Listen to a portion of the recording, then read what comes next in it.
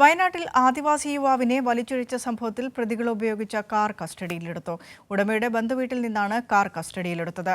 Car ഉടമയുടെ സഹോദരൻ അർഷിദ് എന്നയാളും 3 സുഹൃത്തുക്കളുമായിരുന്നു കാറിൽ ഉണ്ടായിരുന്നത് എന്ന് പോലീസ്.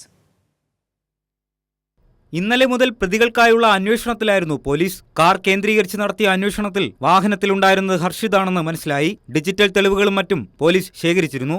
ഉച്ചയോടെ ഇവരുടെ വീട്ടിൽ നിന്നും കാർ കണ്ടെത്തിയെങ്കിലും പ്രതികളെക്കുറിച്ച് വിവരമുണ്ടായിരുന്നില്ല. ഇവരുടെ മൊബൈൽ ഫോണുകൾ സ്വിച്ച് ഓഫ് ചെയ്തിരിക്കുകയാണ്. പ്രതികൾ ഒളിവിലാണെന്ന് പോലീസ് പറഞ്ഞു. കസ്റ്റഡിയിലെടുത്ത വാഹനം മാനന്തവാടി പോലീസ് സ്റ്റേഷനിൽ എത്തിച്ചിട്ടുണ്ട്.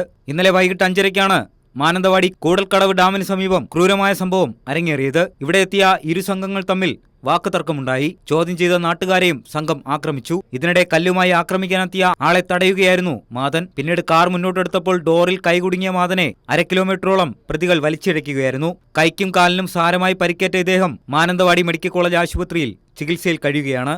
കൈരളി ന്യൂസ്, വയനാട്.